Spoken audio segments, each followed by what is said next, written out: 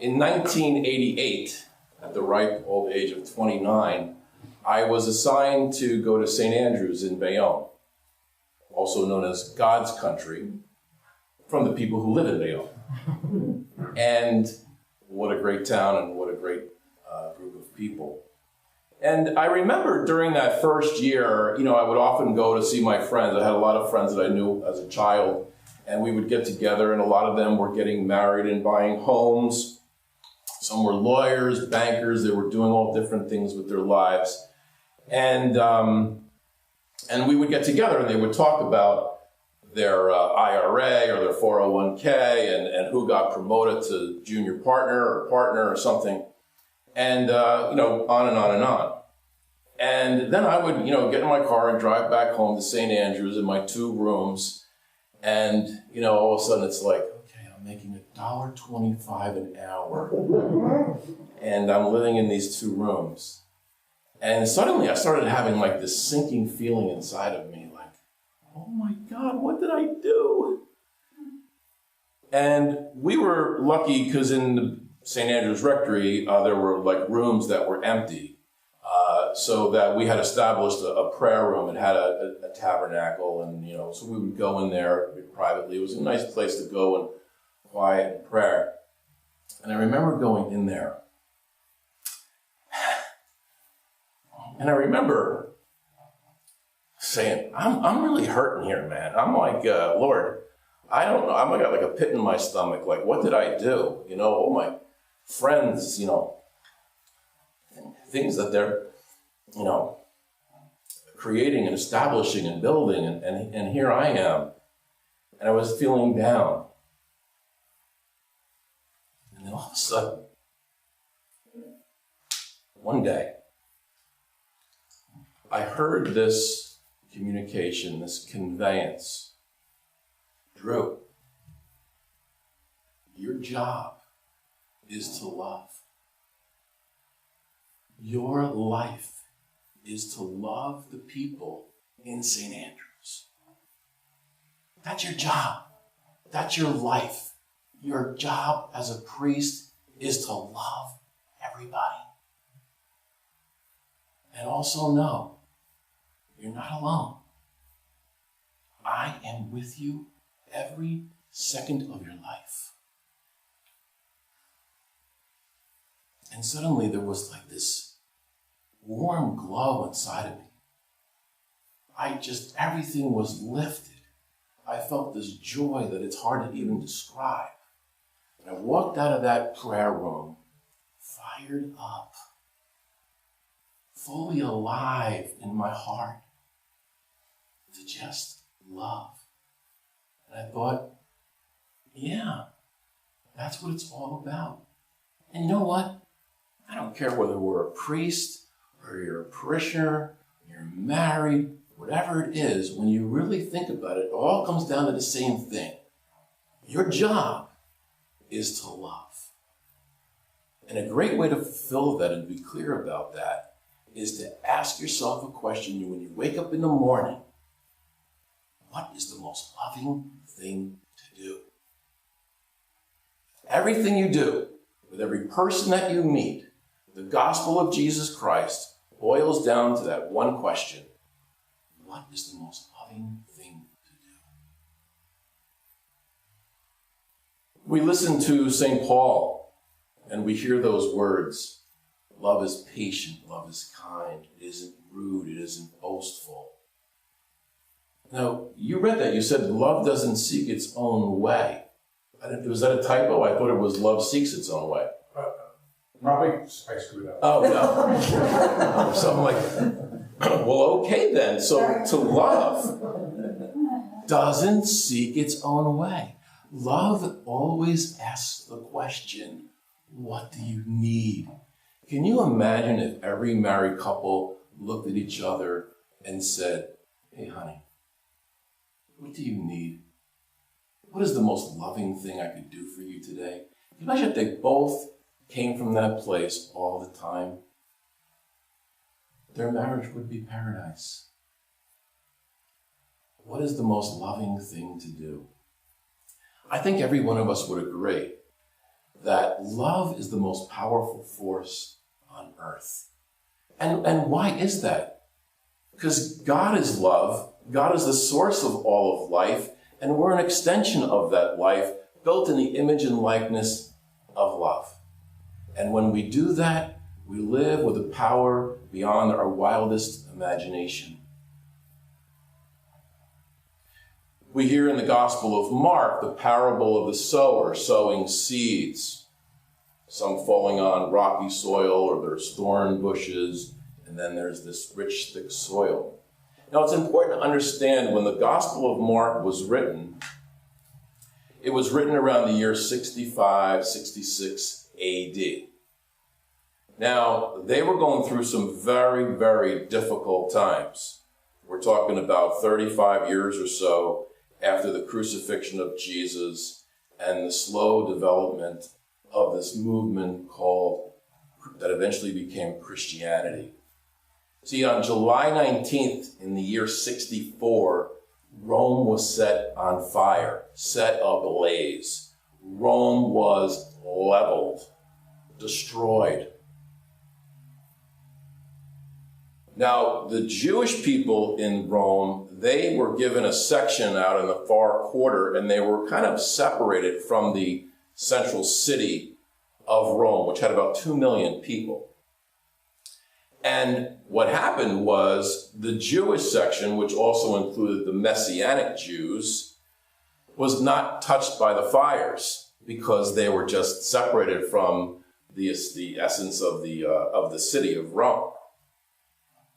So what happened was eventually there became this narrative that it was the Jews and the Messianic Jews that had set Rome on fire.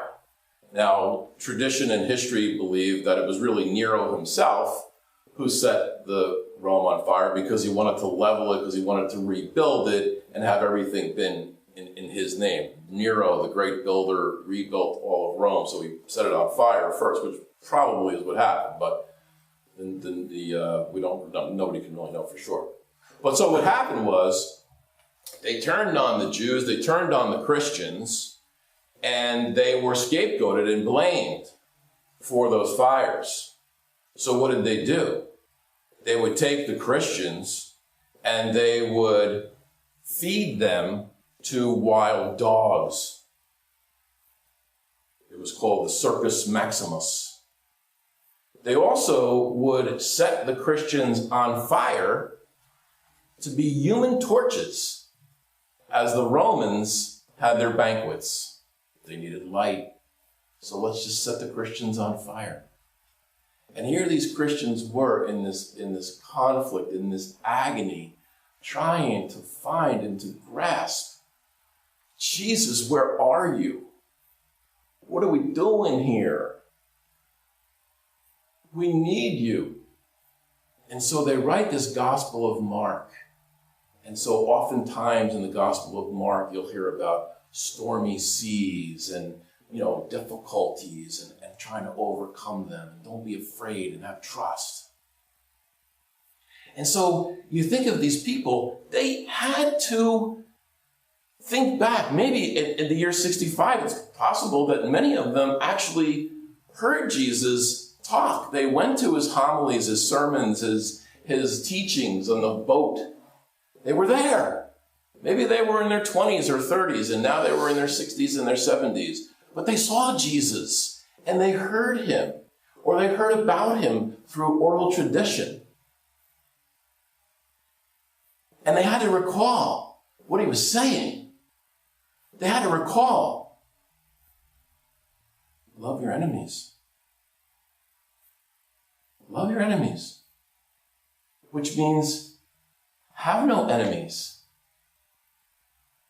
They had to recall, I pray, Father, that they become one as you and I are one.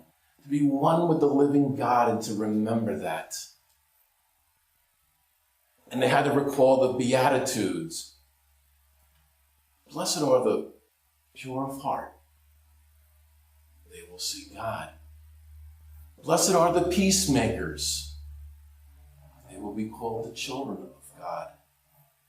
Blessed are those who hunger and thirst for holiness, which is another word of saying love. Blessed are those who hunger and thirst to grow in their ability to love. They will be fully satisfied. They had to recall that. They had to dig deep down. They had to recall this parable of, man alive, I want to be one of those seeds that falls on the rich, thick soil. We hear that parable almost as if it's a passive thing. Well, the seed just happens to fall over there, and the seed just happens to fall over there, as if the seed has nothing to do with it. But clearly, if you listen to the passage, Jesus is talking about it's a choice. It's a choice. We're that seed, and we make a choice. What's the depth of my faith? What's the depth of my conviction for Jesus Christ?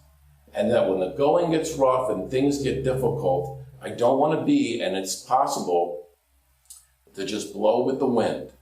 I want to be that seed that grows on thick, rich soil, so that when there's a difficulty and when there's a conflict or a misunderstanding, I want to be that seed that's on that rich, thick soil that's going to work through and weather through whatever the conflict might be. Now think about that conflict, being burned and staying committed to Jesus Christ. Wow. But they stayed together.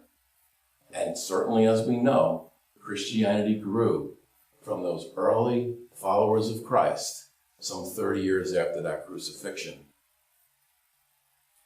Now, I know that all of you are aware that here at Good Shepherd, we're having our own little conflict, our own little misunderstanding, a difficulty. And we're called to be those people on that thick, rich soil that's going to overcome this. And actually, what I'd like to say, when you look at what Terry read about love, whatever's happening right now, to overcome it with love, it's a piece of cake. It's very easy. So let's just go into this for a moment. What happened was on September 11th, Vinny gave a homily. And it was a beautiful homily on forgiveness. And I even said during the liturgy that it was a beautiful homily, a powerful homily on forgiveness, which clearly we're about forgiveness in Good Shepherd as disciples of Christ. After the service, people left, and somebody had come in and they were upset. Their son is a state trooper. And they were just upset over some of the way the wording was of the homily. Now, to back up a little bit, in August of 2017, we were part of the American National Catholic Church. And at that time, Bishop Lucy had asked us to read this letter about the incident that happened in Charlottesville. And the letter was slanted toward a particular political viewpoint. And initially I was like, I don't know, like not being for or against the political viewpoint, was just like, I just don't know whether that type of thing is what is appropriate within the parish community. I know, like, why are people coming to Good Shepherd? You know, they're coming here to be built up. They're coming here to have their self-esteem, their insecurities, their fears, the things that they're concerned about. They want to have comfort and strength when they come here to deal with whatever's going on out there. So initially, I didn't read the letter. And then the bishop talked to me and he goes, hey, Drew, by the way, did you read that letter? And I was like, no. And so he goes, hey, listen, you know, if I want you to read the letter, I'm the bishop, I want you to read the letter. So being old school, it was like, okay, you know, we've got to listen to the bishop. He wants us to read this letter. So conveniently, I was not around the following Sunday. And so Donna was given the wonderful task of reading that letter. And she read the letter. And afterwards, the feedback that we got back was overwhelming. I don't want to come to church. I don't want to hear that. Even people who agreed with the political viewpoint, they did not want to hear that in Mass. And so we had established, not from Donna and myself, but it was established from all of you. Overwhelming. We don't want to hear that at church, in Mass. So we had established a policy of we don't want to have any type of politics in the homilies. Hey, Lord knows everybody's free to have your political point of view. And I would imagine that everybody would agree that everybody is entitled to their point of view, even if one doesn't agree with the other, they clearly have the equal right to that point of view. And by the way, it's interesting when you think of it, think of that term, a point of view. A point, one point of view. Not the point of view, but a point of view. So the idea of it is that I have my point of view, all of you have your point of view, God bless you. But let's at least acknowledge that our point of view is just simply that. Funny, I'm reading this book, it's called How to See, right? How to See, and he's got eyeglasses here. And so, it's interesting when you think about it. In psychology, the idea of it is that every one of us sees reality, sees life through our subjective point of view. Greg, you have glasses on. You're seeing life through that vantage point. Interestingly enough, we all live and die in our subjective perception of reality, which may or may not be the actual reality. We don't even know what the actual reality is. Obviously, when people are psychotic, they're way out there. I mean, I guess the idea is to try to be as close to it as we can be. But the point is that we need to acknowledge we all have a subjective perception of reality, which influences how we see things. I remember a while ago, my friend knew a guy, his name was Arthur, and he was an Orthodox Jew, and I hired him to do ceiling tile in the kitchen. And so Dave brought him down from Howell, Lakewood, down to Toms River, and then Dave and I left, and we said, we'll come back, and Dave is going to bring him home. It was a Friday. And so we get back there, and Arthur is nowhere to be found. And Dave's like going, I think that he was afraid that he wasn't going to be able to get back by sundown. And so he had to start walking up Route 9 from Toms River to Howell, Lakewood, because he had to make sure he was back inside by sunset.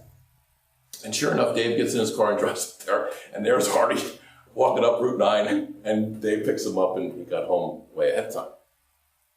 Now you think about it, I don't know about you, but I have never paid attention to the sun going down on a Friday, ever. That's my viewpoint. That's my perception. Where if you're an Orthodox Jew, you are very acutely aware of where the sun is and what time it is on Friday. Now, does everybody have to be in on sundown on Friday? No. If you're an Orthodox Jew and that's your viewpoint, yeah. But if you're not, then whatever. So again, which one is it? It's a subjective viewpoint. So we wanted to establish, based on the experience of everybody, to not say something in any way that was political. So afterwards, when the woman had come in and was upset, we later on had a meeting, and I said to Vinny, Vin, it was a great homily, but we just want to make sure, we just don't want it to be any way toward any kind of politics. Now, Vinny, in his heart of gold, was like, I didn't see it as political. I thought it was this homily on forgiveness. But, and again, that's his viewpoint, right? But then there was other people that did have a feeling of there was a little slant of different, comments, language that was used. So it was just a simple thing of just please going forward to just not go there. And clearly, Joe put the homily up. Joe, by the way, painstakingly puts up the homily every week for everybody to listen to, and takes hours and hours to do that. And so At no point in time was the homily not going to be posted. Of course, Vinny's talking about forgiveness. In fact, I was talking to Vinny yesterday, and he was telling me how there was a woman who, after the homily, had contacted a family member that she had not talked to in years, and they reconciled and forgave each other. And I was like, wow, that's awesome. Like, how great, the joy that I feel in that is incredible. So I get that. So I didn't realize that Vinny was, and I talked to Vinny yesterday for a couple of hours. I didn't realize that Vinny was hurt, thinking that that I was saying that the homily was somewhat political. I didn't know that he was hurt.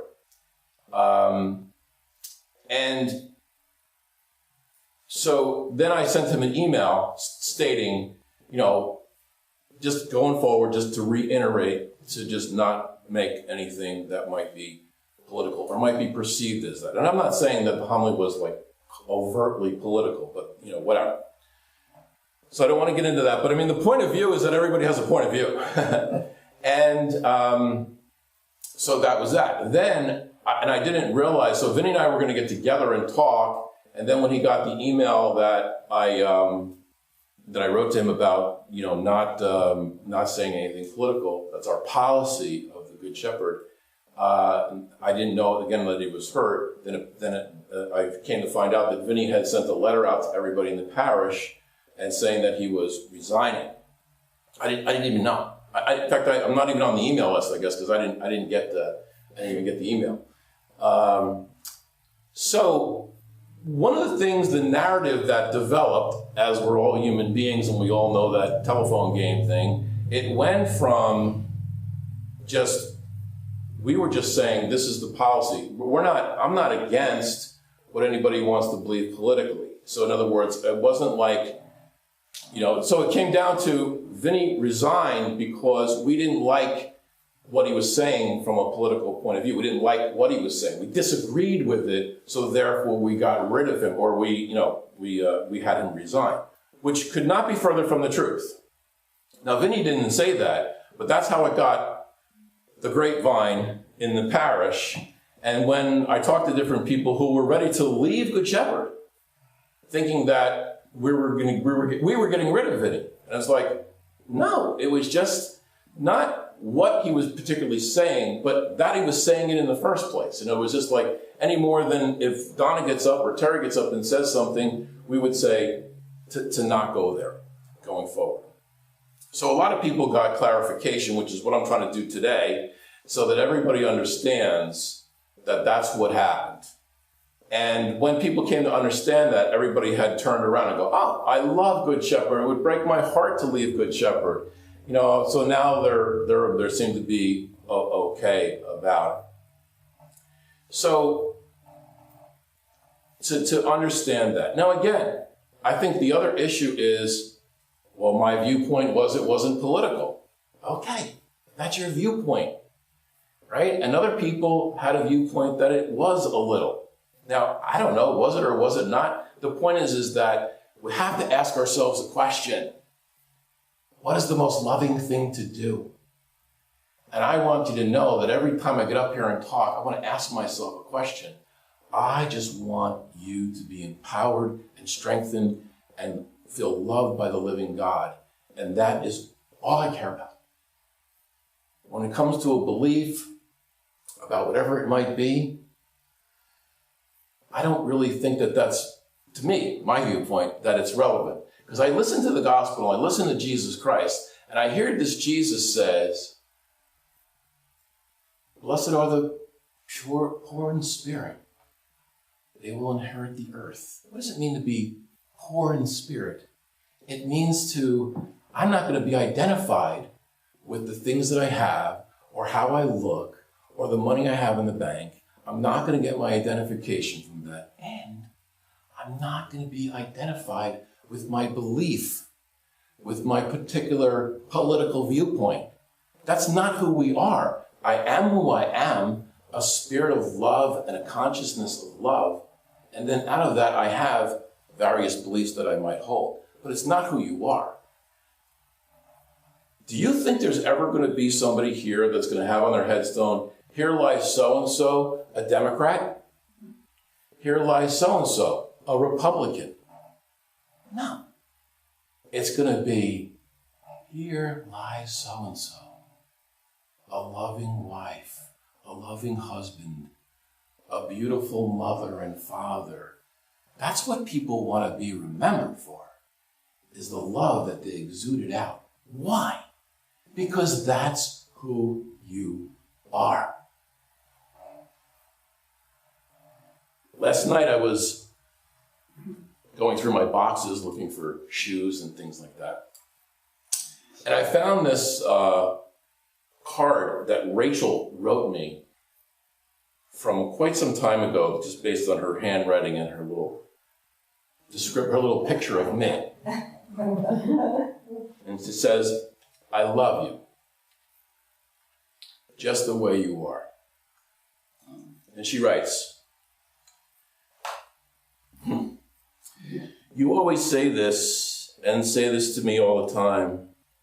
You're always bringing me up when I'm feeling down or insecure. And I want to thank you for that, because even though I might not look it, I always appreciate the little things you do for me. If I forget to say thank you, I still appreciate everything you do for me, considering you go out of your way for me all the time. And I love you.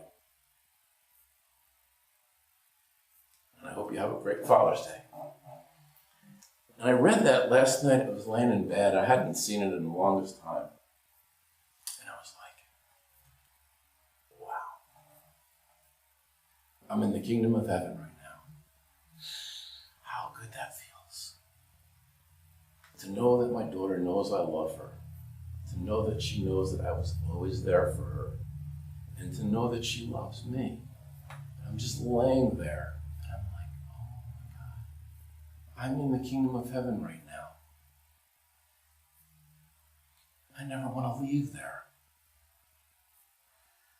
So powerful. This, I believe, was the essential focus and message of Jesus Christ. This kingdom of heaven, this state of being that comes when we love. What Terry read, love. It endures. It is the most powerful thing. So I talked with Vinny yesterday for a couple of hours, and we went back and forth, and we still have our disagreements. But the ultimate thing that we kept saying to each other is, you're my brother.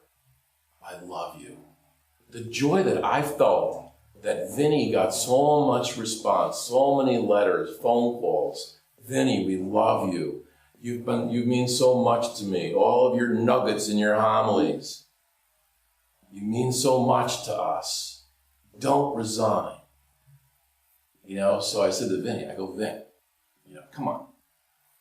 You can't resign. And he goes, I'm not resigning. The love that I got from everybody from Good Shepherd was overwhelming. And I'm not resigning. And I wanted to say welcome back, but I don't know, it was the shortest resignation in the history of church or something. So anyway, so Vinny's back. We love Vinny. It was a bit of a misunderstanding. And again, to understand, everybody has the right to their point of view. It was just a policy based on an experience from 2017. And by the way, you're all nodding your head, so it seems like you're all in favor of, I don't want things to be political. And again, the other issue was what Vinny said political? And again, that comes down to a point of view. Somebody sent me something, and it was about an eagle. And that crows will get on the back of an eagle, and they'll peck away at the eagle. And what the eagle does is the eagle rises and goes higher and higher and higher to the point where the crow can't handle the altitude. The crow doesn't have the oxygen that it needs, And the eagle is able to go so much higher than a crow. And the crow just like falls by the wayside. And I think of that and I think, the ego wants to peck and peck and peck and peck.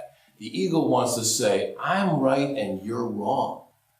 The ego wants to say, I believe this, and if you don't believe what I believe, you're wrong. Sometimes it gets to the point where if you don't believe what I believe, you're not really a Christian. It's ego. I'm right and you're wrong. Why? It makes me feel better. I love being right. In fact, making you wrong, that feels good too. On a level of ego. But we didn't want to be like the eagle. We want to go higher and higher and higher and rise above the ego and live on this plane of love. The most powerful force on earth.